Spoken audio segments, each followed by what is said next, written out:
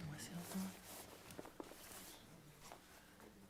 Who else is on? There's Glenn Mosel is in the waiting room and Tom, but Katie just stepped out, so. We got Fleener, who's on there, Chris Hawkins, and West Hill. And Chris is sick. Alex is. So, okay, my subdivision Oh, goody. is here A chance to catch up on it. Yeah, because this came in this is kinda late. sold and a lot of people are pissed off over here. So, but I don't see any of them in here. Okay, this is what she had. We Okay. could, yeah. Move this off too. Well, we sold our house. We're moving. Yeah. Dublin. Yeah. I bought a huge house up there. Page 32. Do I have a phone? I don't have my purse with me. Darn it. That's, are you looking for, Oh, sticky, because she said page 32, page 43. it's the, two of our, Oh, crud. no, I was hoping it was comp plan. yeah. No, it's referenced by, Yeah, okay. yeah, like, dot, dot, dash, dash. No, I do not want to go to.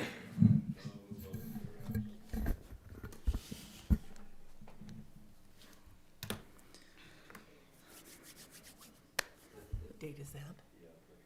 Did she send it to us, do you know? The packet? Uh-huh. Oh, God, it was last week sometime. I think Friday. Friday, perfect. Thank you. I think. I liked the palm trees, Isaac. Oh, there's Katie. I was looking for you.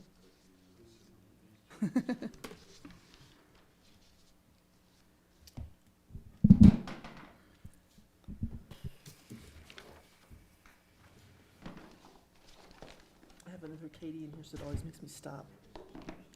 And I didn't have a hot link, I had to cut and paste the link. I was Did like, anyone else? Mine worked. Mine didn't, I had to copy, but, oh. Good old technology. It does that to me at board meetings too, and I freak out, I'm like, don't get it open. Do what? Well, then they're not a hot link and I can't open it right away. That would be nice. But hey, Do updates, of course. I got the, on my Surface, I had to resort to the Apple, because my Surface was, I got the blue screen of death with like the smiley face, or the frown You're not face. finding it? Is to keep it no, rural. because it just jumped on me. But how is Bayfield ever gonna grow? Keep it rural.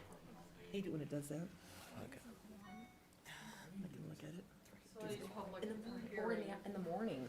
you'll go through this Right. portion of staff presentation, applicant presentation, public input, planning commissioner consideration. But you also have to give staff and the applicant ability to address public input. Okay. And after each one of these, so you open the public hearing, when you're done with this, you close the public hearing, you open this public hearing. So But I was like, once I close, open, when you close this one, you can't go back public, but what I'm saying is right here, so then I have to give public input to this one. that's correct. That's fine. Yeah, not to every. Wasn't Tony Every opposed to public doing input, it? every It's all- staff each presentation is based on that Okay, specific. so we have to close that one before we go to the next one. Yeah. Okay. And- Thank you. And just to make sure that, is there any last comments so that they don't get up at a different public hearing? I'm going, blah, blah, blah, blah, and we're going, If they want to, they can come up during this action agenda. okay, They get their comments if they missed it. okay. Perfect, thank you. Yeah, and the ditch. All right, had to so now I'm be on Friday. Underground. Katie, did you send this on Friday? Our packet, or was it Thursday? Thursday. It's Thursday. Okay. It was Thursday. I misled. I was trying to bring it up, so I have those dates. A pile of stuff. Oh, right there, the recent closing of those subdivisions. Anyway, are we ready? Yes. Did you get it? No, but I'll get it in a minute. Okay, this meeting is called to order. Roll call, please. Commissioner Briel, Here. Commissioner Gad, Here. Commissioner Nyberg, Here. Vice Chairperson O'Shea Heidinger, Trustee Politis, Here. Mayor Tarkington, Here. Chairperson Nelson. Here.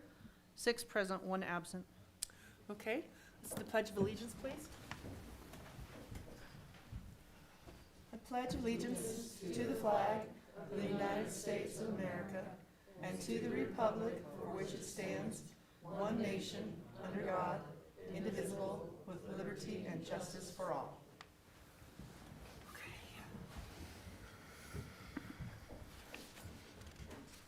Okay, we have general public input. Just to blah blah. Okay, then we will get right on to the, oh, sorry. Were you asking for the public input? Yes, sir. Not pertaining, Yes, sir. unless it's Wasn't sure you were asking for We, it, if we, you were just we, announcing. I'm not asking for what was on the agenda yet. Well, the public input is about what's on the agenda. Okay, why don't you wait until, if you have something about the specific, You're gonna let us speak then? absolutely. Yes. Oh, okay. You do a little Even- different sometimes than. Even though Other I'd like board. to be queen, I can't always be queen. Okay. Do we have any conflicts of interest? Okay. And I need you all someone to approve the agenda, please. I will entertain a motion to Motion to approve the agenda? I'll second. Motion has been approved on agenda. Could we get seconded for the agenda? May we get a roll call, please? Commissioner Briel, Yes. Commissioner Gad, Yes. Commissioner Nyberg, Yes. Trustee Politis, Yes. Mayor Tarkington, Yes. Chairperson Nelson. Yes. All in favor? Perfect. Okay. So now we're going to go into the public hearings agenda. Each item is a separate public hearing, so each one of these we will talk about, and then we'll close that out, and then we'll go to the next section. Is that clear, so you guys know what we're talking about? So we'll talk, do you have the agenda in your hand? Anyway, I'll tell you. Okay, so let's go to the, number A, the 2021-042107 Bayfield Parkway Annexation Business Zoning Request, parcels number 567-122-00-007 and 5677-122-00-035. So you have Chris Hawkins, who is the planning consultant for Alpine Planning, who will be the staff presentation on this 2107 Bayfield Parkway annexation. Okay? Hi, good evening. Hope you all are doing well. Sorry I can't make it down there tonight. My son had a big soccer game today leading to playoffs. So if it's okay, may I share my screen? Yeah, let me give you that permission.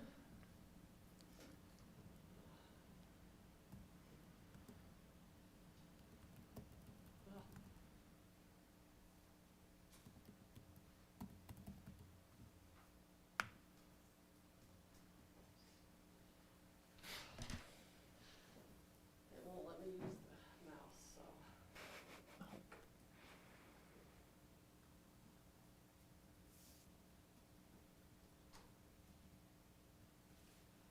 Okay, thank you, Kitty.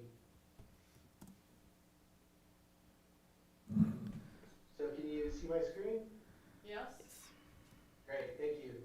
So just want to give a quick overview and then I'll get a little bit into the criteria this evening. I think everyone's probably familiar with the property that's proposed to be annexed. Highway 160 on the north and then South Bayfield Parkway wrapping around.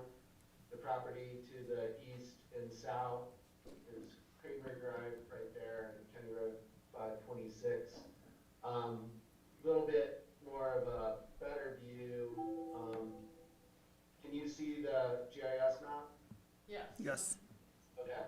So this is just the topography of the site. I just wanted to show this a little bit. Just just existing conditions, you have the Schroeder ditch coming through right here. The plan is to reroute that in a straight route here. Whether piped or in a ditch, we're not sure, but that'll be in the annexation agreement.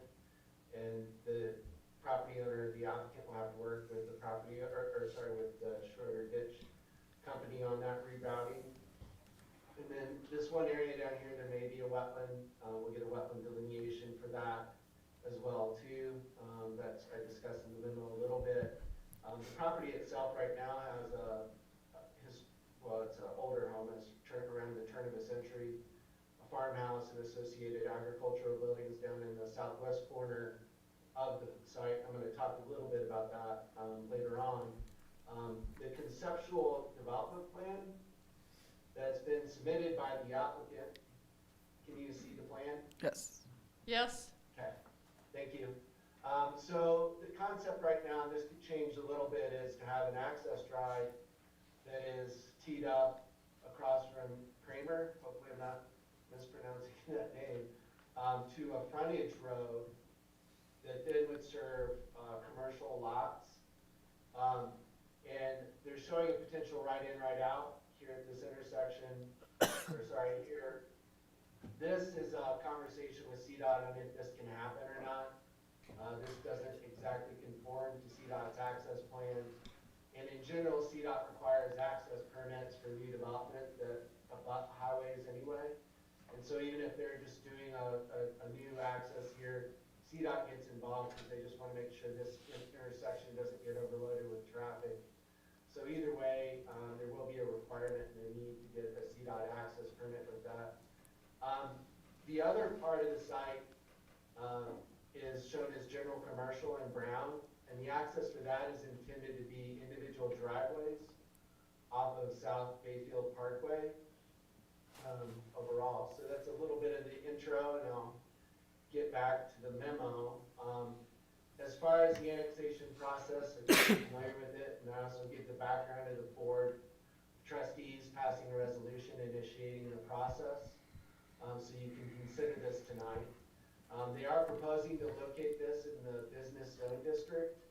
And I put the intent in the memo just so you can see the intent. I think everyone understands that probably. With commercial, I also just wanted to talk a little bit about uses because the business district does not allow single-family homes. So the existing single-family home would have to be classified as a non-conforming use. Your land use code doesn't state that you create non-conformities through annexation, only through zoning amendments. So in this case, I think a code interpretation could be considered to go in front of the board of trustees that allows the single-family home to continue as a legal non-conforming use. And then, the long-term plan of that we'll see overall as it comes forward. There also multifamily residential development requires a review permit. And initially, the applicant, when they came in, were looking at some form of residential down here, and I think it could be realistic that residential could be proposed, and I'm just being above board on that. In the future, if you see something come in that's a little bit different than this, I wouldn't be too surprised because of the residential pressures, even though commercial's here. If you have a concern about it, that change, or it's an allowed use, let us know and we can chat through that tonight. As far as the zoning amendment criteria, a need for the proposal, the master plan has this area designated for commercial uses. And so I think that you could say a need exists for the proposal based on the master plan policies that I have cited in the memo. The parcel being the correct site for the development, again, the master plan designates it for general commercial as well too. And then an error in the original zoning, that's really not applicable because this is establishing the first zoning on the property. Significant changes that warrant a zone change. I think in general you've seen a lot of growth in Bayfield with residential and commercial development over on the east side. There's also been a slight population increase by 482 persons, according to the Colorado State Demography Office. So that's a 20% increase in 10 years. That's pretty respectable. And I think the master plan is really geared towards trying to bring in annexations in line with the plan to support growth and development. You also have a lot of growth in tourism, a lot of growth in Highway 160 traffic, and there's also a similar amount of growth in the surrounding county area. So I think there's a lot of changes that warrant the zone change, including the adoption of your master plan, which was done in the last 5 years. Adequate circulation, I talked a little bit about this. There'll be some policies or requirements in the annexation agreement that requires the applicant to work with the town on coordinating access with CDOT, getting an access permit, and submitting an traffic impact analysis with the subdivision of the property. And so all of this will get vetted out in more depth. I think in general, you have a great situation already on the site where you have a highway and a good intersection already that started. CDOT will dictate what improvements, if any, are required here, and then the town regulations will kick in on required improvements at major intersections and at drive intersections as well too.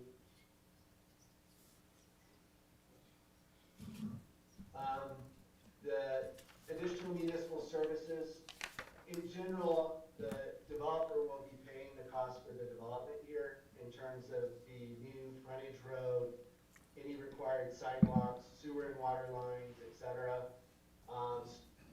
There is the applicants indicated they would like a right-of-way for the frontage road dedicated to the town, which means the town would be responsible for that. And that would include the cost of snow removal, street maintenance, light maintenance, utility costs, sidewalk maintenance, etc.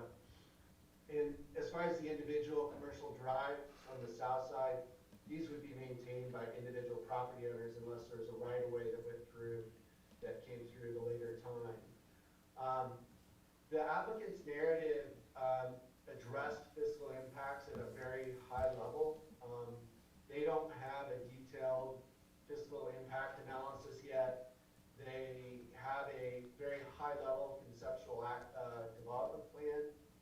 And so what we are suggesting as a condition of approval is that the applicant provide a detailed fiscal impact study to the town prior to the subdivision process that is based on a specific land use plan where you have desired or intended levels of density shown for commercial or residential uses, and you can really estimate accurately the sales taxes generated, the property taxes generated, and look at the costs in a little bit more detail.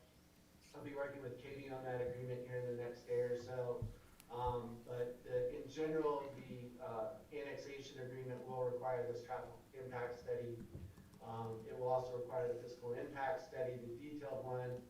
I think the applicant's assumption here is that commercial property will generate more revenue than expenses, and I think that's generally true. But I think the town could require this more detailed study just to fully understand what are the economic benefits in terms of real dollars based on the desired land use plan. As far as environmental impacts being mitigated, I already showed you the wetland area. I think that would be delineated and discussed as part of the subdivision process. There are really no steep slopes on the property, and then the water quality of the Schroeder ditch certainly needs to be protected during development and post-development too. So I think this is pretty easy here from what I've seen so far. When we get an actual existing conditions plan for subdivision, this can be redressed with current town policies. The next criterion is consistency with master plan. There's a lot of economic development policies and commercial oriented policies in the plan. I'm not going to reiterate those, they're in the memo. In terms of adequate waste and sewage disposal, the Public Works Director indicated that the town has adequate capacity to provide water and sewer to this development. And in terms of actually getting water from the development, there is a requirement that the applicant estimate the amount of water demand this project will generate, and that they are required to dedicate an equal amount of water to make up for that demand, so you're not putting an additional strain on existing town water rights and water resources. So there is a draft policy in the agreement that I'll be sending to Katie tomorrow that requires a water study that then goes to the town's water engineer for evaluation, and then the applicant has to dedicate the required amount of water as determined by the town's water engineer. So we think we can do that quite well. Schools, parks, and recreation, we didn't really get any negative comments on the process to date. So assume there's plenty of infrastructure there to handle this commercial development, especially if it's mostly commercial and less residential, because there's less impacts on other infrastructure. So if you determine that the proposed annexation adequately addresses the factors that I just ran through, you can pass a motion recommending the Board of Trustees approve it. And I've set forth 10 potential conditions concerning what I've already talked about: access with CDOT, the traffic impact analysis, working with the Schroeder Ditch Company, the land use interpretation on allowing the single-family use as a non-conforming use, getting a wetland delineation. 7 is just making sure that access is coordinated, so that's really kind of clumped up there with access, and that it is adequate and it meets town standards and engineering requirements. 8 is getting the detailed physical impact analysis based on the final land use plan for the property. I'll have to work with Katie on the final policy of this and how that's evaluated by the council later on. And then protection of the Schroeder Ditch, and then incorporating these conditions into the required annexation agreement for the property is also recommended. I've already started work on this because there's a quick turnaround before the next council meeting. So thank you. Maybe that was more detailed than you're normally used to. Apologies for that. If so, just tell me to be quiet next time. But hopefully that was helpful, and I'm glad to answer any questions I can. Okay, thank you. Would you have anything else to add to that, Katie? Is Nancy going to? No. Okay. All right, so is there any discussion on this? You would like the applicant to do their presentation. I'm sorry, what? The applicant to do their presentation. Yes, please. Sorry. So that's all right. Please do their presentation.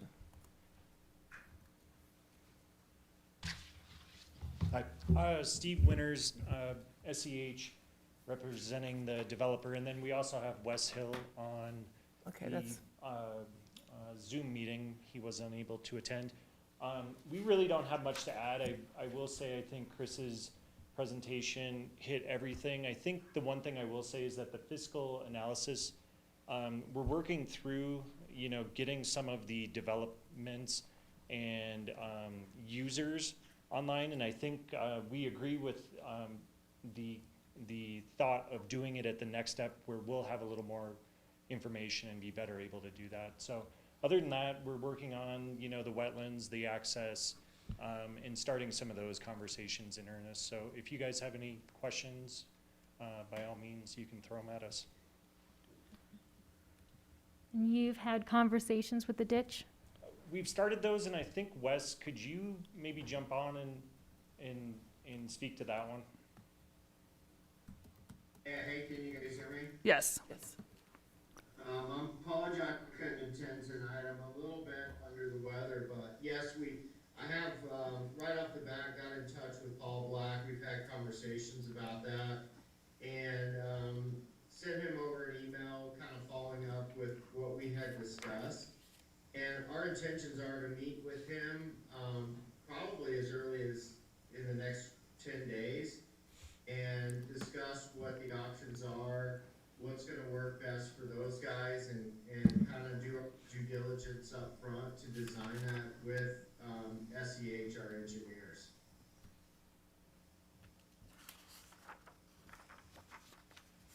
Okay. Again, any other discussions on this? Okay, do I have a public input on this? Thank you. Hi. Mariontown, 1495 County Road 526. We're on the Schroeder ditch, and I just wanted to remind the town that when this issue came up about piping the ditch on the Clover Meadows subdivision, you know, the complaint was that it was addressed sort of last minute in the developer's mind. I don't know that the town has developed a policy since then, and so I just urge you to consider that sooner than later so it doesn't come up as a last minute major issue for the developer. What I heard was that it'll be addressed pursuant to town policies. I'm unaware of any town policy about it, but the same concerns about safety and protection of the water quality apply. So thank you. The other thing is, it's a pretty short distance. I drive that corner every day, several times. It's a pretty tight corner from 160 to the Kramer Road access, so I hope your traffic people will look at that carefully. Thank you. Thank you for your input. Any others? Okay. Let's go, am I entertaining any kind of a motion? We can just This is a public hearing. You don't make I any don't have to decisions in sign? a public hearing. Perfect, thank you. You can have the staff or applicant address any of the comments that the public made. And do you want to? I'm going to let Chris Hawkins is a planning consultant. Okay. No, I appreciate the comments on the ditch and traffic, and we'll certainly keep those in mind. Adequate site distance is a major issue in access design, and any transportation engineer will make sure that that's met. And the Schroeder Ditch Company, we're building that into the annexation agreement, and I think, you know, the timing of having a solution by that, we can easily put into the agreement, you know, to try to have a solution by the time it gets to preliminary plat, for example. Okay. May I close it now? Yes, you can. Have we talked to everybody? Okay, I'd like to close this section of the public hearing, and then we will go on to the next one, which is the 2021-07 Mosel Comp Plan Amendment, parcel number 5677-132-00-085.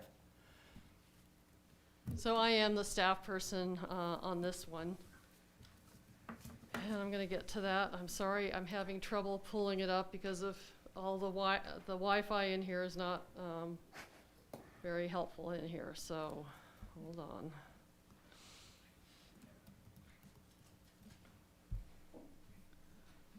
It can't be that we're all on, can it? Well, it doesn't help.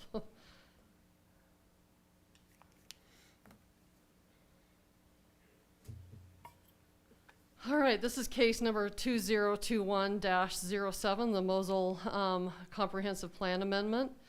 The property is owned by the Ludwig Family Partnership. The applicant is Mosel Equities, LLC. The property is east of Mesa Meadows and south of Clover Meadows 7. The east end of Louisiana Drive terminates at the western boundary. The parcel is 35 acres. The applicant hopes to annex and subdivide for residential development. The parcel is currently designated open space parks. Open space parks in the comprehensive plan is not compatible with a residential subdivision. Consideration of the recommendation to the Board of Trustees on a comp plan amendment from open space to medium density residential. Also to the Planning Commission as well is our recommendation. The reason is, and I did give you copies of the comp plan.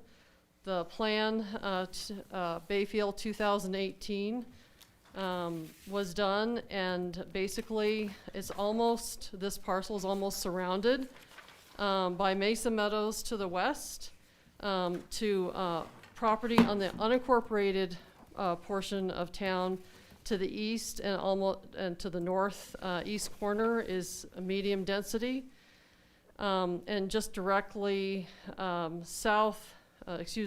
northwest is Clover Meadows, which is high density. So this is a medium density request for the comp plan change.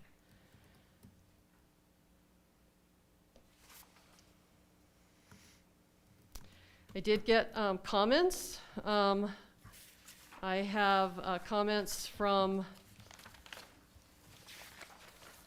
I sent out notices to La Plata Electric Power Association, Bayfield School District, CenturyLink Communications, La Plata County Engineers, Bayfield Marshal's Office, Bayfield Public Works, State Geologist, Upper Pine River Fire Protection District, Black Hills Energy, U.S. Army Corps of Engineers, Bayfield Parks and Recreation, Colorado Department of Transportation, Colorado Parks and Wildlife.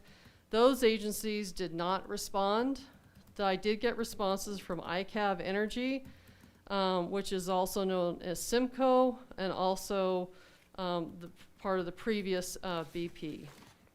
They did provide information regarding their easement reception for an oil and gas lease between the Ludwig family ranch and Llama Corporation, recorded January 31st, 1980. They also have a pipeline agreement that they also brought to my attention as well. They talked about the surface disturbance agreement by and between Frank Ludwig, Jr. Roy, M. Ludwig, Kenneth Ludwig, Jewel LaPlatte, and Amco Production Company, recorded in La Plata County in 1994. Also brought the pipeline way agreement between, that was also recorded in 1994. So they talk about both of those, surface disturbance and the pipeline. No permanent structures are allowed to be built over the right-of-way, and distance setbacks from occupied dwellings from the Ludwig number 1 well pad should follow all county regulations. Of course, and they said don't hesitate to reach out. So I'm sure that if this project continues, they will be very involved. San Juan Basin Public Health responded, so there's no comment. They actually responded to both the annexation, zoning, and this request.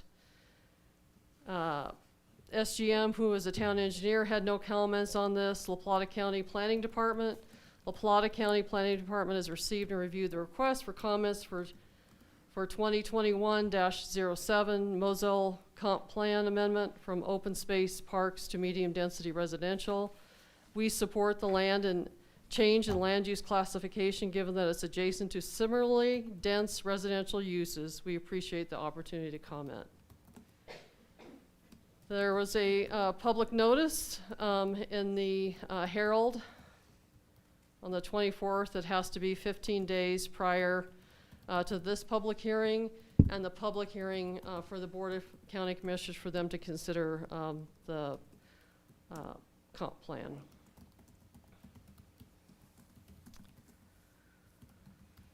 Oh, sorry. This is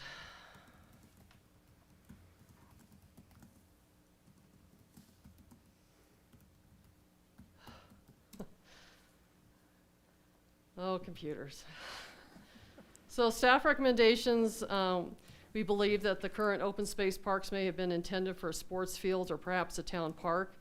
However, this designation is a form of taking that should be reconsidered regarding this request, and a taking is considered the town designating something for something that they would like to use for their own purposes. We still had questions about why this was open space and parks, other than the fact that it may have been just agricultural property. That's all the history I have, or Nancy Dosdale and I both had on this at the time. So we're recommending to the Planning Commission to approve the request for the following findings.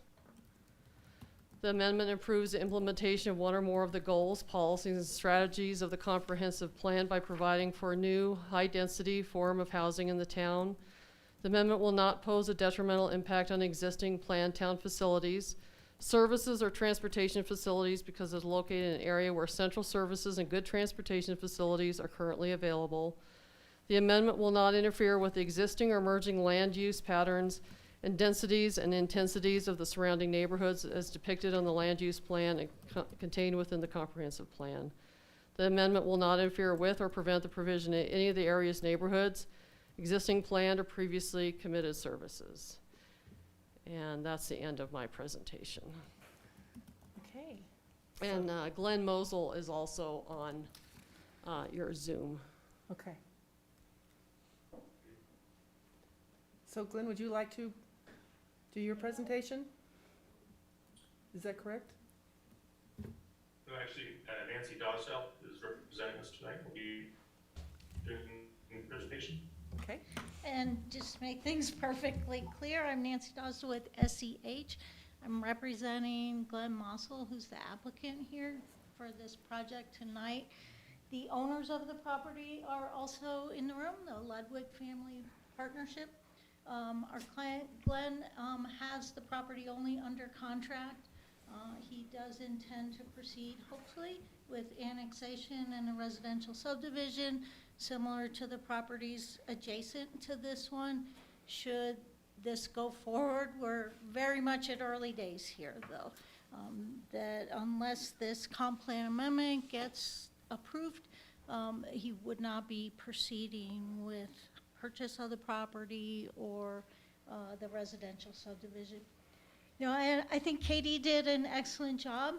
This is a very simple request. It was designated parks, recreation, open space. The only uses that are allowed are parks, open space, and recreational uses, which it's hard to imagine any financially feasible use of private property that could proceed under that category. So we are asking for medium density residential. It's the same category that's on the property to the east, to the north, and to the west of this property.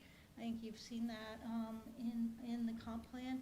So the ask is for what is already really adjacent to the property.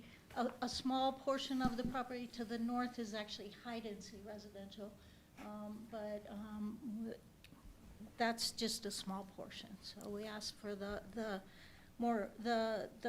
majority of the property surrounding. So I'm not sure there's a whole lot more to add here. It does seem that this property has been planned for and is poised for residential development with road rights of ways, dead ending next to the property and being planned for future development. Utilities are available, and the comprehensive plan certainly supports additional residential units in the town. Any questions? Any questions? No. Okay. Do we have public input now?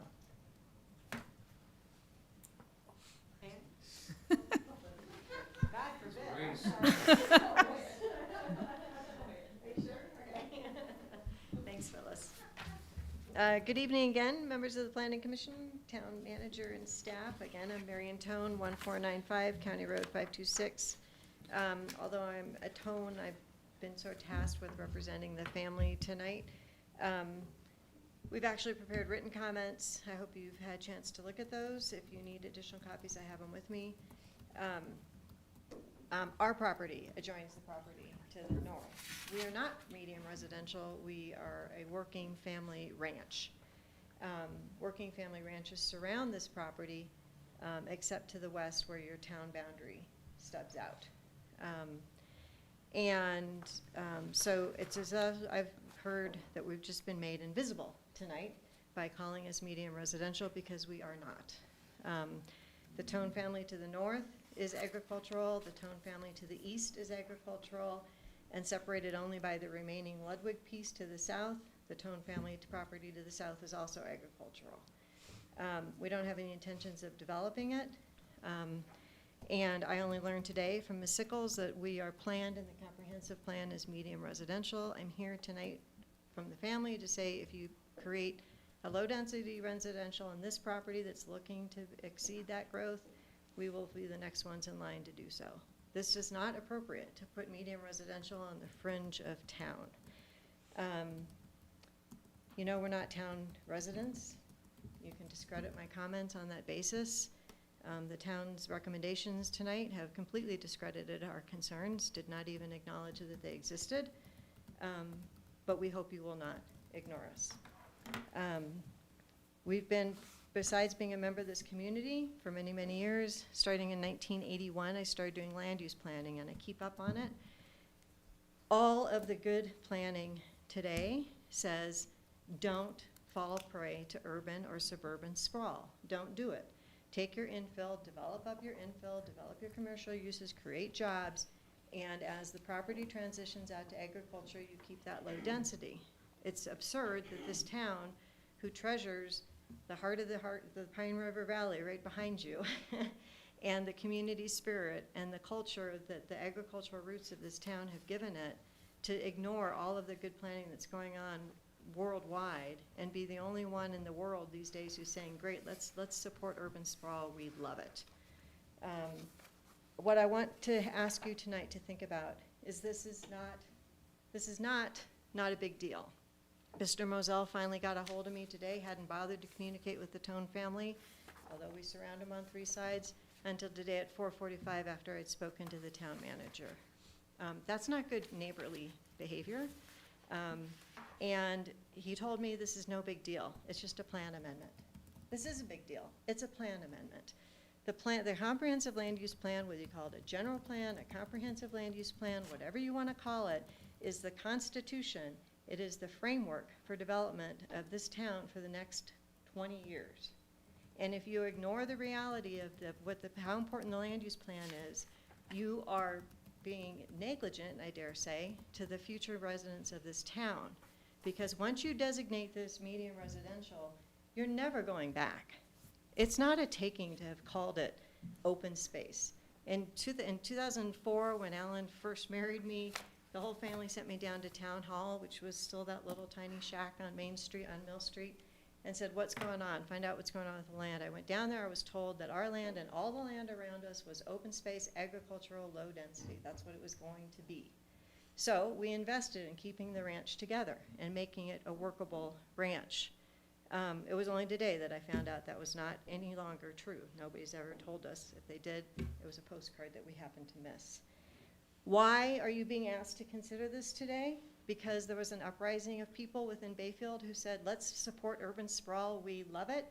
No, because some out-of-state developer is coming in here with some money and wants you to max out the development of this site. Today is the day you decide, not in future years. You can't push this off and say, this is not an annexation. You can't push this off and say, this isn't the land use plan. The decision you make today matters, and it's going to matter for many, many years. You're opening, if you approve this amendment, you're opening the doors to suburban sprawl across the eastern boundary of the Bayfield. You're depriving the town of Bayfield of a lot of infill development that would be much better within the town boundaries. And there's no evidence to support the conclusions. I'm sorry, Ms. Sickles. There's nothing in this plan that was sent to us, the 3 pieces of paper that were sent to us, that said everything's fine, don't worry about it, like the Wizard of Oz behind the curtain. There's no support. You know, it was just this summer that I got a newsletter from the town saying, do not water your plants on an even day. You have an odd address, do not water your plants on an even numbered day because we don't have enough water for you. If you do, the town staff is going to be out watching you, you're going to get tagged, and you're going to get fined. And yet here we are just saying, well, let's add another 35 acres of medium residential, we'll figure out the water later. That's wrong. You owe it to the town, to the residents of Bayfield to think about this better. In the same newsletter, we were told there's not enough capacity at the sewer. Stop using so much water because the sewer can't handle it. How does this fit into that? The 3-page project narrative we got said it's no problem. There's services and facilities sufficient. Really? Then why am I being told not to water my plants except on odd-numbered days? And what are we going to do about 160, which is already one of the most dangerous highways in America? We're going to add all these new residents to it without any plan at all. This is a big deal. Now is the time for you to think about it and solve these problems before you give somebody a comprehensive land use plan that you can never back down from. You know, and I know, because we've been at these planning commission meetings, that once they've got a land use plan designation, you can't go to them and say, well, we know you're medium residential, but we'd really like you to do low density. Now's the time to think about it. We really beg you to think about the plan for Bayfield and not just approve any bad idea that comes along from an out-of-town speculator. Thank you.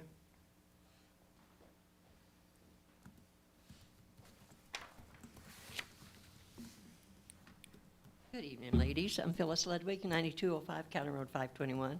Mr. Mazel. And I think Marion said most of it. And I was not even aware that the property was going to be sold until after a realtor had been hired. The partnership consists of 4 people, the 3 brothers, who are all in their 90s. And Herb LaPlatte, who is a nephew, he took his mother's place when she passed away. And he lives in Minnesota. One brother lives in Washington, one lives in Utah, and Frank Jr. lives here in Bayfield. And they have ranched that property. Well, they've been in the valley 137 years. They've been ranchers all those years. And the development, like I say, we had no say in it. And my son did talk to Mr. Mazel, said he was a very nice gentleman, very agreeable, and talked to him about building a no-climb fence and piping the irrigation ditch. And, of course, I have no say in the family whether it sells or not. But like I say, just consider our water and sewer problems, because I know they're going to come up. I know there's more land to be developed around here. Several people are wanting to develop their land because they're tired of ranching and farming. Their kids can't carry it on. They're too old to do it. My Lord, we're in our 79 and 80, and we're getting right up there, but luckily we have 3 children following along to herd the cows and pull the calves. So, thank you. Thank you.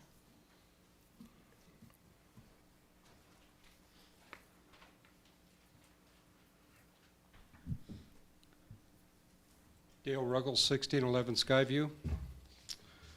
I got several things. One, I was involved in writing, in fact, I wrote the District 12 land use plan for La Plata County when we done it. And I know there's a 3-mile buffer around the town, but I also realize that La Plata County should have a say in what happens to this land, and the District 12 folks, we should have been notified that this was happening long ago before we even get to this point.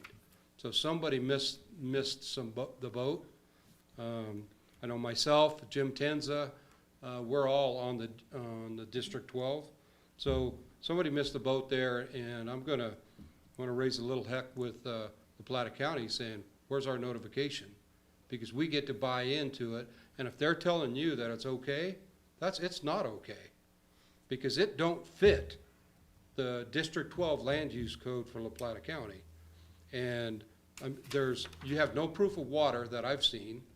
I mean, what are you gonna do for water? You guys are cutting people off during the day. Sounds like there's a sewer issue. The District 12 you had to prove water. If you don't have the water, if you can't buy it from a rancher or farmer to replace that water so that Bayfield, the city, can get it, or that development can get it, then you don't develop. And I think you guys need to consider those type of things more than the dollar value.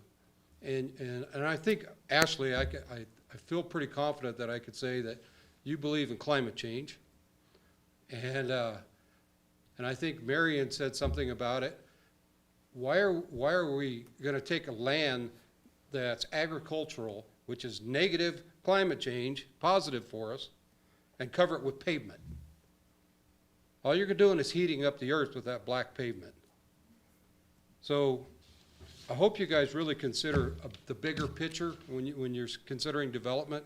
I mean, I live close to this area, and with my involvement with the District 12 plan, I really care about what happens in this area. I'm here almost every day doing something. So I hope you guys think about reasonable development, and you know, the water is just killer. Because what happens when you get that development, this development, the next development? Who loses the water? It's the Tones. It's all the agricultural. And don't say it doesn't happen, because when the lake gets to a certain level, they shut the irrigation off so the towns can have the water. The towns, the tribe, and everybody downstream. That's what happens. And so I hope you guys consider agriculture as important for this town. Thank you. Thank you, sir.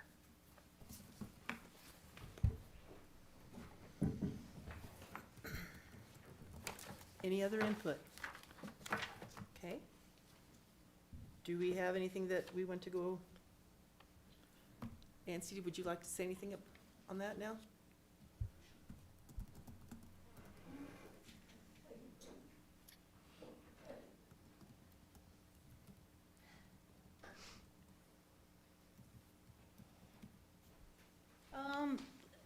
just to clarify a little bit, we're super early in the process. There's no requirements at this stage to prove water or sewer. Those things happen next, as annexations or subdivisions proceed. Just to clarify a little bit, what we heard about the county. The county provided comments that said they were in support of the comp plan amendment. I just checked the county's comp plan, which designates the property as suburban density residential, not agricultural. So I don't know if that changed since you were involved, since they were involved, but it clearly does seem to be supported that this is property that's transitioning to suburban or housing uses rather than agricultural. We do have a signed application from the Ludwig Family Trust, who have listed the property with a realtor. So that would be important to know if some of that family is opposed to a sale of their property or if it's not authorized for sale. I believe the realtor may be online, and maybe can clarify some of that.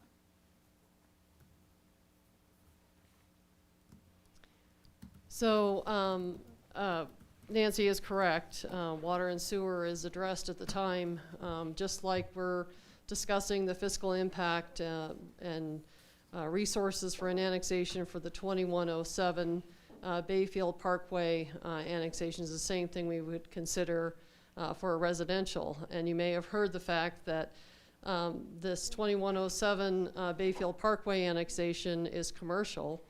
And typically, the level of requirements are not as high because there's an assumption that the sales tax with the new development will cover those expenditures, whereas residential is not necessarily the same. So all of those will be probably a higher level of fiscal analysis during that process for annexation and obviously development. I certainly appreciate the comment about sprawl. This is connected to the town boundary. This is currently has Louisiana Drive would connect, Mustang would connect to this, so this is not long ways outside of town. It's actually just right next to our town where there are facilities that are available. As far as the District 12 plan, we sent everything as we were required to La Plata County, and all of the review agencies, and if for some reason they have missed the step, I'm not aware that that's, I've got that as a review agency in our requirements. And what are initial comments from Jeremy? Did he comment on? He did not comment on this one. This is, it's a little So too early in the game. in the process, because there's really nothing to comment to other than medium residential density.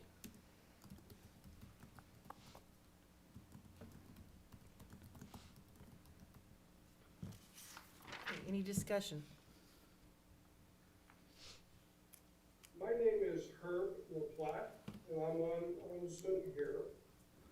I am the managing partner for the Ludwig Family Partnership. And we are totally in favor of this sale. We put it up for sale. Mr. Mosel has put forth a purchase agreement. We're in the process of going through that purchase agreement. As far as Egg's concerned, yeah, my family's been in that valley ranching longer than most of anybody who's been alive in that valley. So we understand Egg. 52 acres of the 87-acre ranch is going to remain Egg. It's going to be owned by one of the partners in our partnership. So it's not like you're destroying a whole bunch of egg ground here. It's 35 acres. I think it's going to be a great benefit to the town of Bayfield. It's going to employ local contractors. supplying dollars to the local community, I think that it could be a real benefit. I also wanted to say that Phyllis and Gerald Ludwig are not speaking for the Ludwig Family Partnership. They lease my Uncle Junior's ranch, and they definitely have concerns there, but they're not speaking for the partnership. I am the managing partner. All of my partners are in agreement that this 35 acres should be sold. And that's all I have to say. Thank you. Thank you for your input. All right, any more discussion?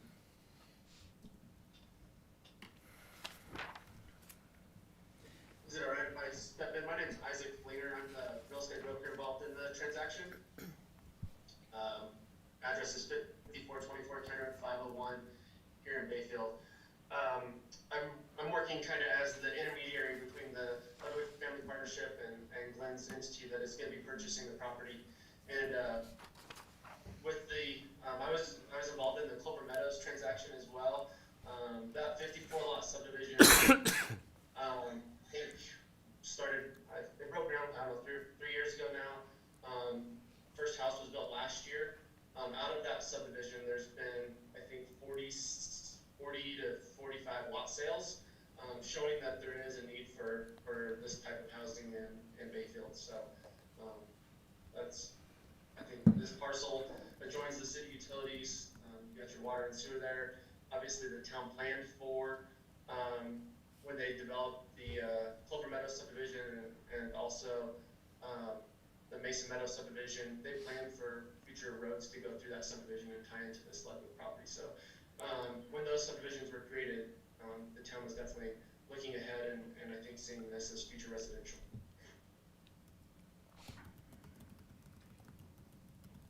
That's all I got for tonight. Thank you. This is Glenn Moselle. If I could have a minute. Good evening. Calling from Coeur d'Alene, Idaho. And just a comment, I did reach out to Ms. Tone today, and I listened to her concerns. And going forward, we definitely will look for neighbor input through the design process. Again, I apologize to her for not reaching out to her sooner, but I thought it more appropriate when we have a more definitive plan for annexation, zoning, and planning. We do intend to do a very nice subdivision, not maximizing density, but we will be looking to do larger lots, greater than 10,000 square feet. So we look forward to spending more time in Bayfield, and hopefully, if it fits the needs of the city, we will help develop this property.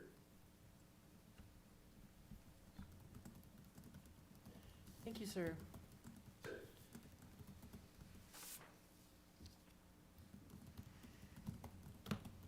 Anyone else?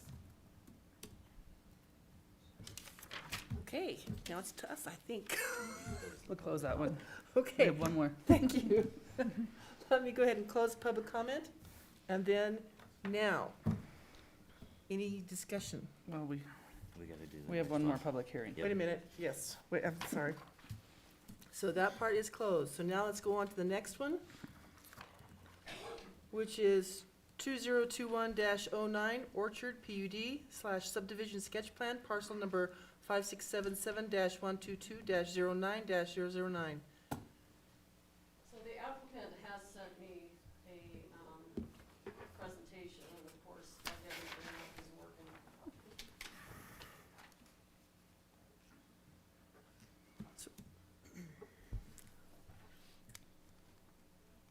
I had their other one open. Let me see if I can do it on a flash drive.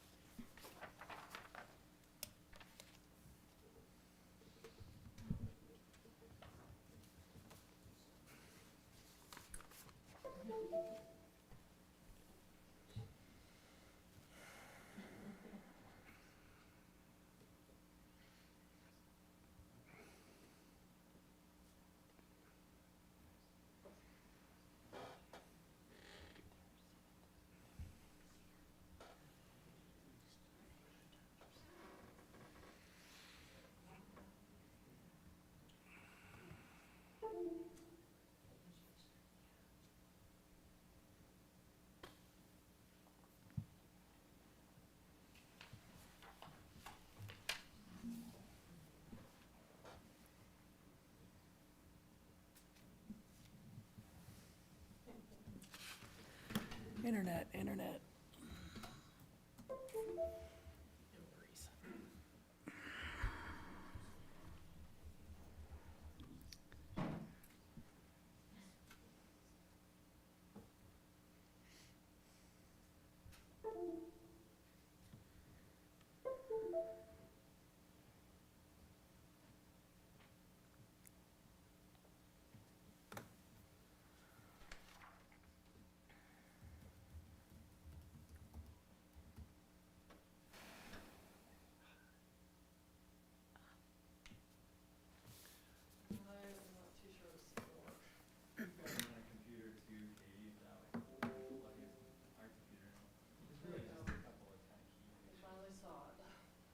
Yay.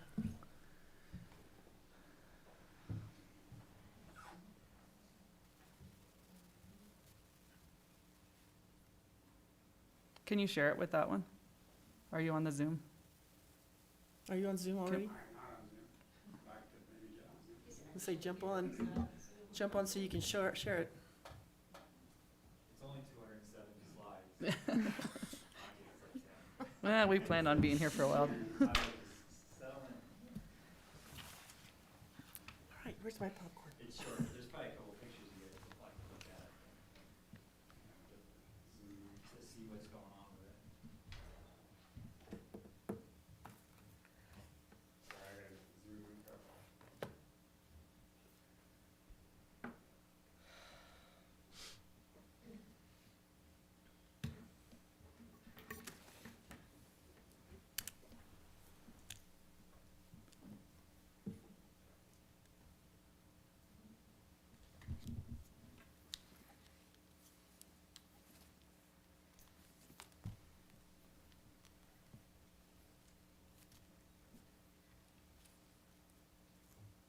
I sent a PDF, mine was a small file size.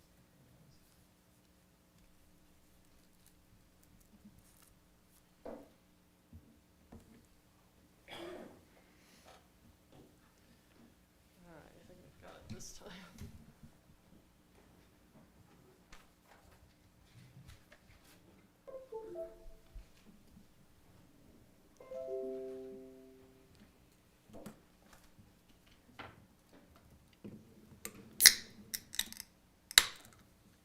race.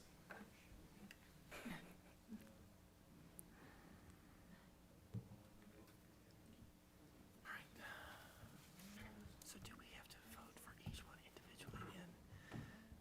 Do you think they'll leave? No?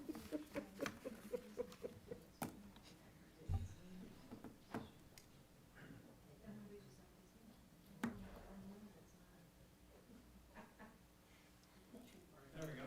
Okay.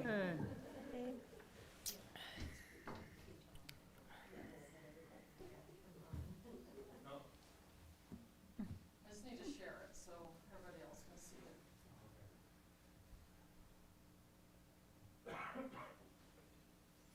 All right. Keep your fingers crossed. Is this B first or you first?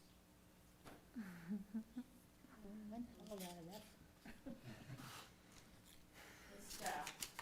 Yeah.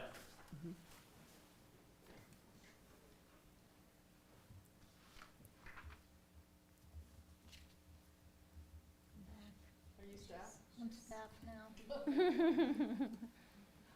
You ready? Yeah, I hope. Okay. So do you want to move through that and show the development? Yeah, I can do that real quick. Yep. You want me to do that? That'd be great. So I'm Andrew Klotz, this is Ian Bearclaw back here, business partners. Our company, we bought this property a little while back, and I don't know how I can flick this or. It's pretty straightforward. Do you need me to talk into this, or can everybody hear me okay? We want to make sure you talk into that so that Okay. we pick it up on the recording. Okay, so the first slide, that gives the overview, obviously. It's the red square on the corner of Clover and Orchard.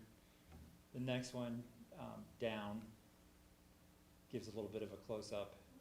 You can see there, it's, you know, Clover Meadows to the south, the manor, the county yard up in that northwest corner. So I'm sure everybody's fairly familiar with that piece of property.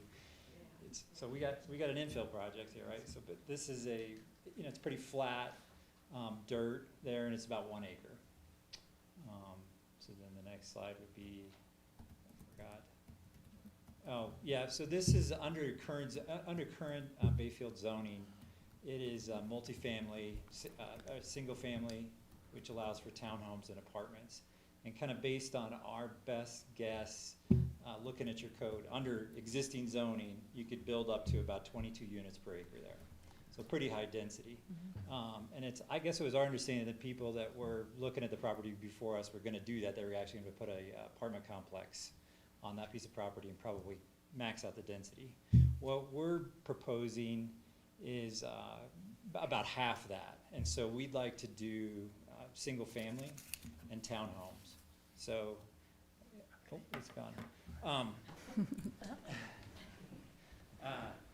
What we're looking to try to do is do 5 actual detached single-family homes, 5 attached townhomes, and then 4 partially attached townhomes. And I can show you what that looks like in just a second.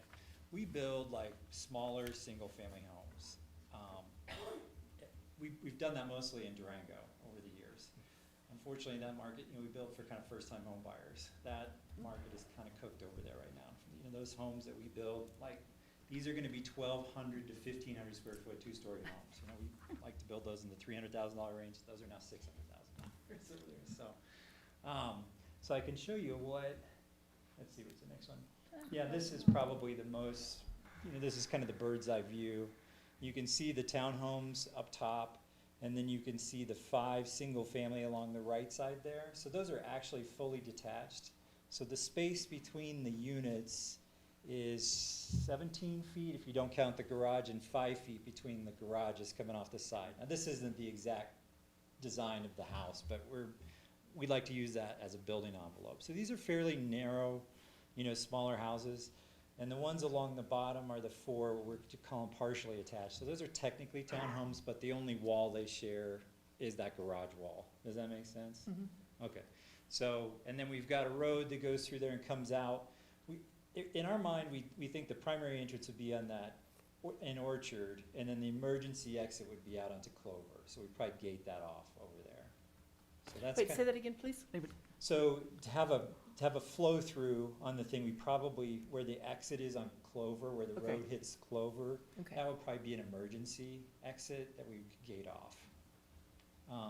And so primary ingress and egress would be down that road coming off of Orchard for these Okay. units.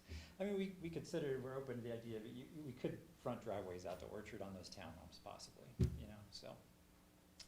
Anyway, so these are just some colored, you know, watercolors of the housing style. You know, they're fairly small, they're fairly narrow, like I said, 1,200 to 1,500 square feet. You can see in the next pictures, we went and looked at a project like this up in Buena Vista, and these are actual photos of it.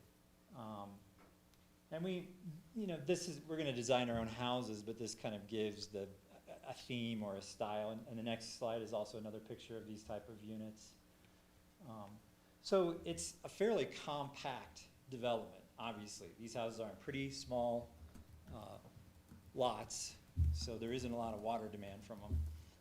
That's just another picture, and then I think the last slide just kind of shows what like a bank of townhomes, you know, could look like, essentially. So that's 5 attached units right there. So I think the next slide kind of goes over some of the stuff that I think you guys have already covered tonight. For other things, you know, we were looking at the market over here. It looks like, you know, you've got a fairly, you know, 25 to 44 is the fastest growing group. It's the third of the population in Bayfield. I think that's kind of true in the whole region. You guys got about somewhere 1,100 housing units. I could not nail this down, but it seems like you had about 20 to 50 vacant platted lots in town. Am I wildly off on that? Something like vacant but also platted lots in town? I thought that was like the closest I could come up with.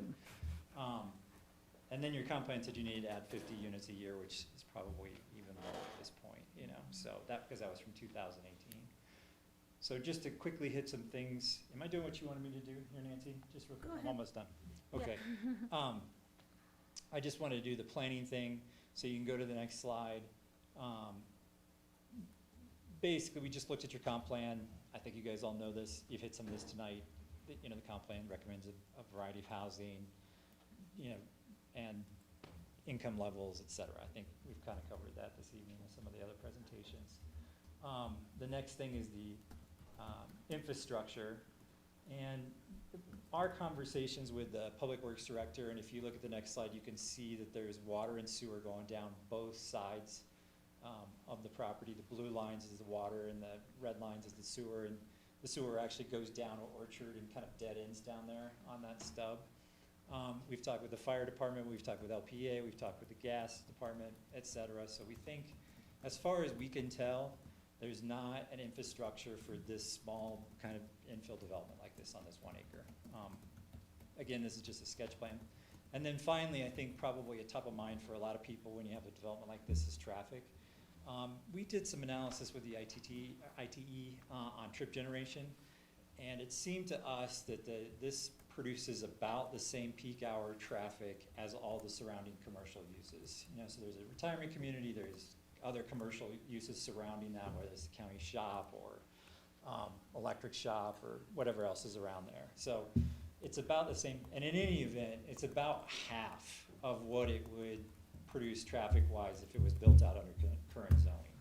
So we're actually requesting, not a down zoning, but we're just requesting much lower density actually than the code currently allows. And the reason we do that is just, that's the product that we like to build, is the single-family home. These are just, you know, real quick 3 features. You know, one thing we think it does a good job of is, you know, right now you've got commercial development and it just kind of slams right into single-family development of Clover Meadows, which is not the end of the world, but there is an idea that sometimes that there's a gradation there, and so you have commercial development, then maybe you have apartment complexes, then maybe you have townhomes, then maybe you have duplexes, then maybe you have, you know, smaller single-family. So we're kind of doing that here. You know, that piece of property is basically dead flat with no vegetation, and you know, we thought it'd be nice, since we're gonna call it the orchard, to maybe plant actually some fruit trees on the property. But I think the number one thing that people are probably interested in is what we're trying to provide here is an affordable product. And you know, we looked over at the Clover Meadows, you know, what they're building over there. I think that's a great project. You know, the house sizes and the yard sizes that they've got over there. So I know everybody wants to know, like, how much are you gonna sell them for? I can't really say that, but what I can say, just because the market's crazy and our prices are going all over the place, and you guys know all about that, so I don't need to tell you. But when we look at what they're selling over there, they're selling houses on a little bit bigger lots, obviously, bigger garages, a little bit bigger houses, period. It's a nice product. It's kind of, but they, you know, they're selling they are selling, or they will be selling, in the $400,000 to $500,000 range. We'd like to bring this, which is a smaller yard, smaller house itself, and a little bit tighter density, more like the $300,000 to $400,000 range. So that's kind of our goal. And then my last thing was just, you know, our time frame. We didn't know how long it would take us to get through the planning process with you, so we thought maybe we could get through in 6 months, and that maybe would allow us to build next year. That's really all I have. Hey, Katie, could you swing us back to the actual proposal? That's where I was hoping to get. No, yeah, perfect.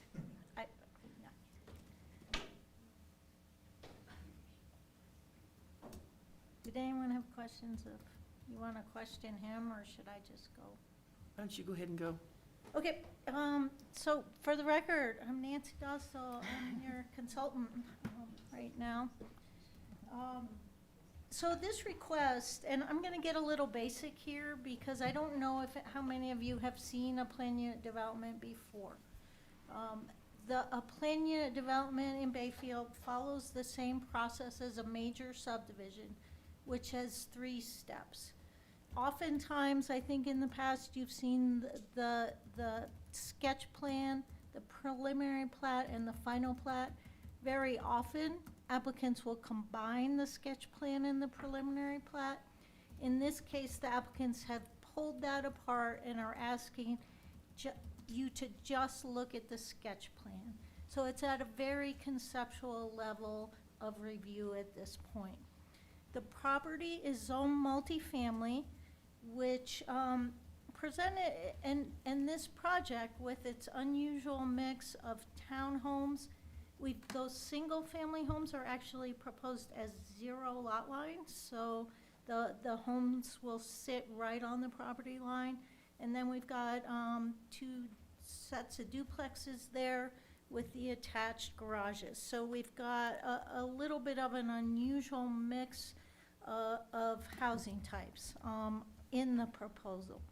The challenge with the multifamily zone, and I gave you that in the staff report, is it appears that that multifamily zone was set up for either pure multifamily or higher density single family, actually not that high density single family.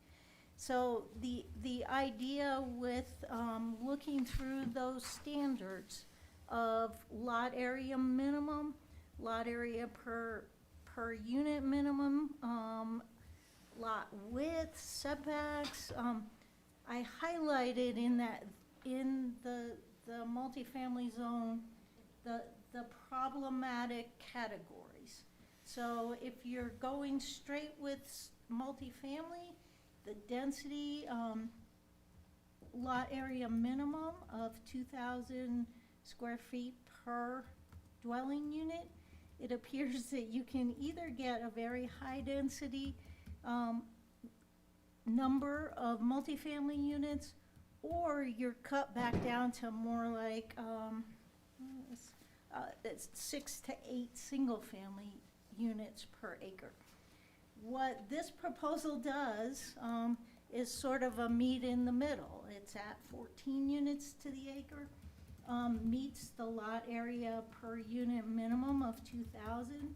But of course, if you start creating small lots per unit, you can't meet the minimum lot area of 6,000. You can't meet the minimum lot widths.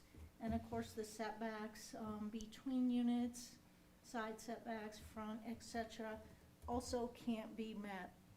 The other thing is that the multifamily zone, if you were doing a single family subdivision in it, you would want street frontage for every single unit. This proposal, as I understand it, would be a private road, not a full width city street in there. It's more like a parking lot proposed, like multifamily. So got a strange blend, doesn't fit within the standard zone. So after discussion, we've suggested that you could review this as a plan unit development, which really written into your intent statement on plan unit developments is to provide flexibility in design. Let's see if I can pull it up. Provide flexibility in the siting of structures, development of sites. What's unusual is that the plan unit development intent also speaks to preserving open space, protecting and enhancing the unusual, important, or unique environmental, cultural, or scenic assets of Bayfield. Talking about landforms, vegetation, drainage courses, neighborhood character, cultural resources, and scenic views. It doesn't appear on this 1 acre lot that any of those really would be important to preserve on this site, and this proposal here does do a nice job of implementing a lot of your comprehensive plan categories for providing a mix of housing units and strategically redeveloping within your undeveloped properties, prioritizing development of land that is adjacent to utility services, and providing a different mix of housing and somewhat of a unique housing product in the town. So just going over some of the other things I want to hit on the comprehensive plan. High density residential classifications consists of single-family and duplex uses with an average density of 8.5 residential units per acre. Multifamily would go to 20 residential units per acre. And I don't know if they did it on purpose, but these guys landed right in the middle with 14 units per acre. So I couldn't have figured it out any better if we took the weighted average of those densities. So it does seem like it meets right on with the recommendation of the comprehensive plan, albeit that we have to approach the zoning designation a little bit in an unusual manner. As far as comments from agencies, I was a little disappointed to not hear much from anybody. We got very detailed comments from LPEA, who basically said it's too early to comment because they haven't seen a plat yet. I haven't seen a plat yet either. I did hear this morning from the fire department, who I was hoping to hear from about access and whether or not a gated access or the 2 access points are appropriate. I did not receive that comment in time for your meeting tonight. I still haven't seen it.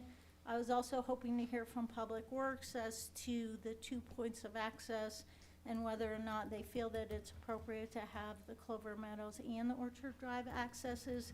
And I learned from Andrew tonight that they were considering a gate, which I don't know the town's policies on whether or not a gated emergency is appropriate or not.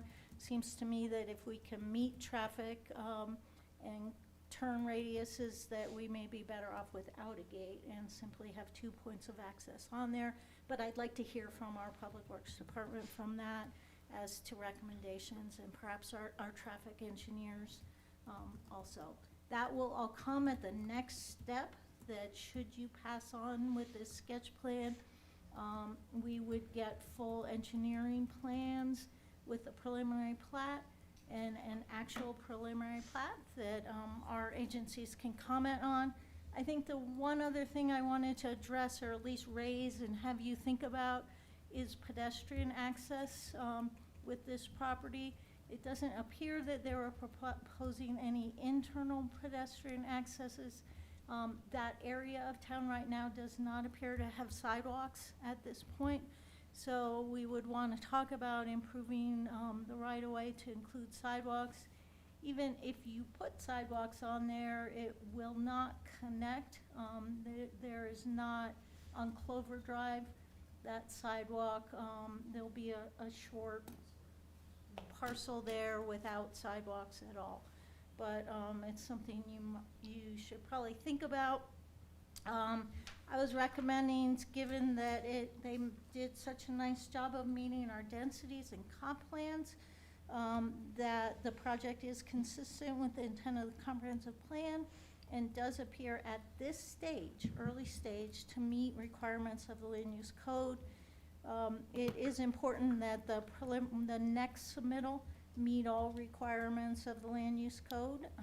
And I did suggest that they provide and include plans for sidewalk improvements along Clover Drive and Orchard Drive with the preliminary plat.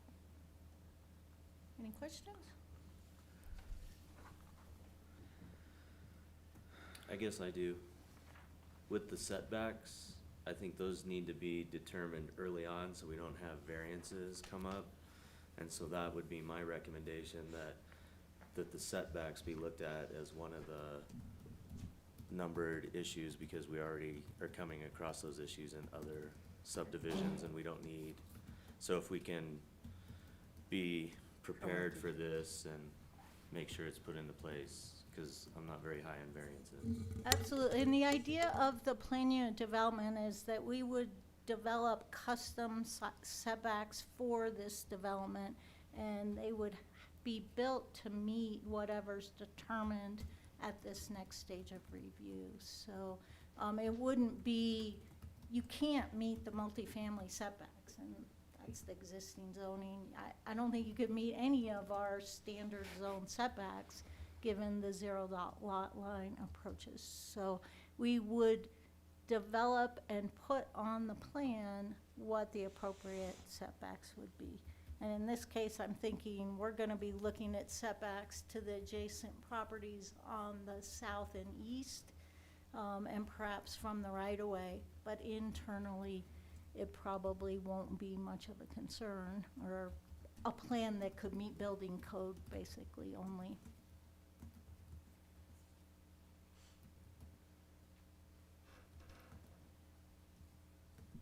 Any other questions? Public input, please. Make a quick comment. This is the type of project you need.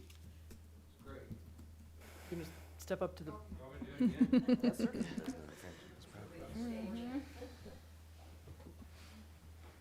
Dale Ruggles again, 1611 Skyview. This project is really good. It's got, I mean, they've really been creative on how they put the different types of housing in there, and it's affordable. And I know we came to a Bayfield town hall meeting, and where they were talking about doing affordable housing and whatever they're doing there. And, I mean, this meets what you guys were trying to do. So I think it's terrific. You should encourage more of this type of development and show people it can be done. Thank you for your input, sir.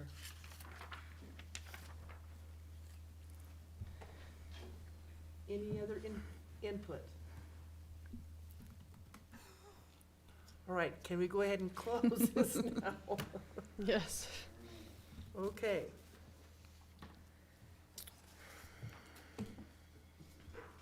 So now, So I think I passed out, not the most updated agenda. Sorry about that. what, you've been busy?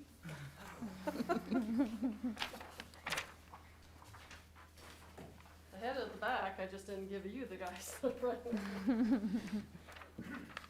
Okay. So we're gonna close out that section. Can I get do I need to do a roll call on that? I don't think I do I? Good. So now let's go on to the action agenda. So I do need to hear, I will entertain a motion to approve the minutes. Madam Chair, I'd like to make a motion that we approve the minutes from September 14th, 2021. I'll second. It's been made, motion has been made and seconded. Let's do a roll call, please. Commissioner Briel, Yes. Commissioner Gad, Yes. Commissioner Nyberg, Yes. Trustee Politis, Yes. Mayor Tarkington, Yes. Chairperson Nelson, Yes. all in favor. Perfect. Okay, now let's go on to the 2021-04, 2107 Bayfield Parkway zoning. We need to, do we need to approve this one? The zoning contingent, business zoning contingent on the annexation. Okay. And the recommendation of the, I believe there was a motion recommendation. Let me go find it. No, it's there. Go for it. Madam Chair, I would make a motion to recommend to the Board of Trustees an amendment to the official zoning map to include the property in the business zone district concurrent with the town's consideration of an annexation petition, with the conditions discussed in the meeting. I'll second that.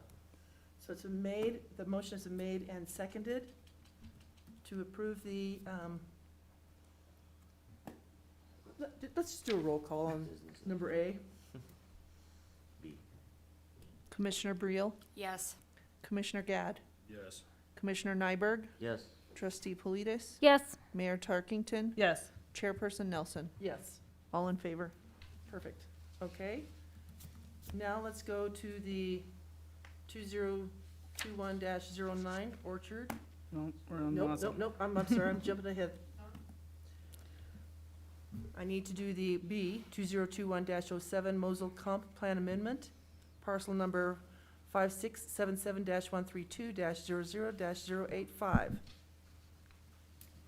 Do I have a motion?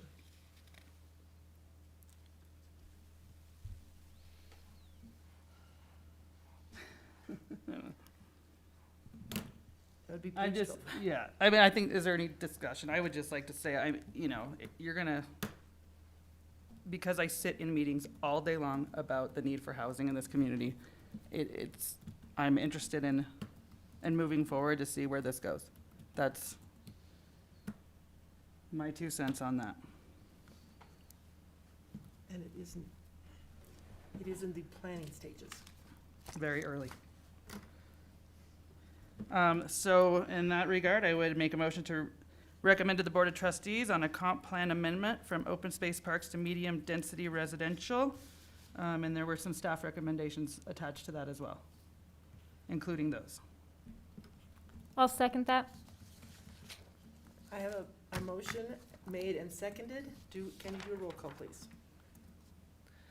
Commissioner Briel, No. Commissioner Gadd, Yes. Commissioner Nyberg, Yes. Trustee Politis, Yes. Mayor Tarkington? Yes. Chairperson Nelson? Yes. Okay, now let's go to C. D.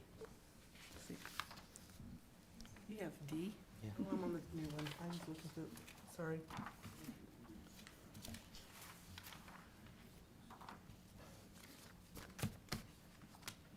The Orchard PUD subdivision sketch plan? PUD subdivision sketch plan, yes. Okay, Orchard okay. Do I have a motion on this one?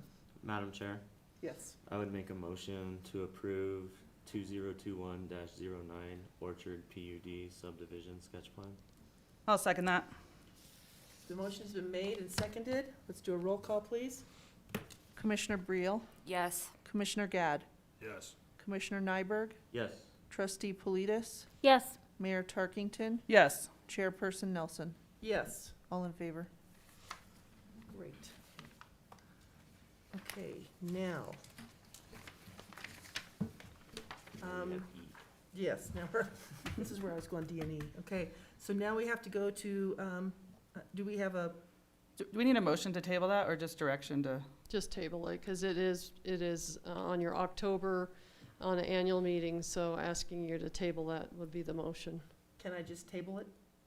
I Or do would- I have to have a motion? You have to have a motion. I would make a motion to table our annual meeting to November 9th. I'd second that. May we have a roll call, please?